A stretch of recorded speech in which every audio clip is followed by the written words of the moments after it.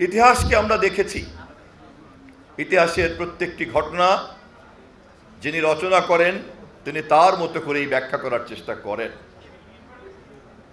কিন্তু ইতিহাস তার নিজের চরিত্র নিয়ে অনন্তকাল দাঁড়িয়ে থাকে এবং প্রকৃত ইতিহাসের মর্মবাণী সামনে ফুটে আসে, চলে আসে।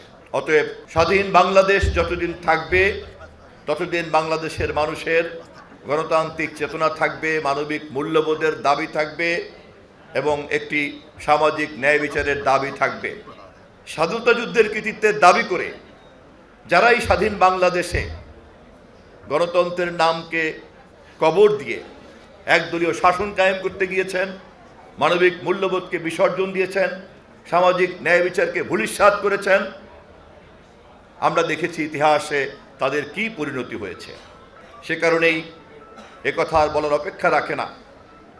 জুলাইয়ের অভ্যুত্থানের মূল উৎসবিন্দু হচ্ছে আমাদের দেশের মহান স্বাধীনতা যুদ্ধ। এ বিষয়ে কোনো অপরিচ্ছন্ন অপরিষ্কার ধারণা কারো মধ্যে থাকা কথা না। আমরা এই জুলাইয়ের অর্জনকে কোনোভাবেই নস্যাৎ হতে দিতে পারি না। যে সকল শহীদ এবং আহতদের পুনর্বাসন করাটাই কি আমাদের একমাত্র মনোযোগ? নিশ্চয়ই তা না।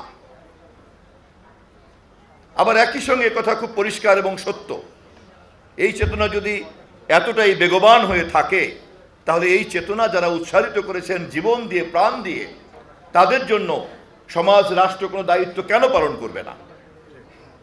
আমাদের সরকার, জনাব তারেক রহমানের সরকার বাংলাদেশের সবচেয়ে গ্রহণযোগ্য নির্বাচনের মধ্য দিয়ে একটি নির্বাচিত সরকার।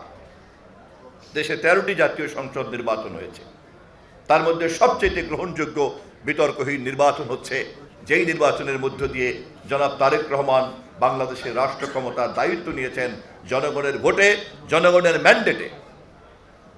এবং সে কারণেই আমাদের সরকারের পক্ষ থেকে আমরা শুধুমাত্র দলের নয়, দেশের এবং রাষ্ট্রের অভিভাবকের দায়িত্ব পালন করার চেষ্টা করি।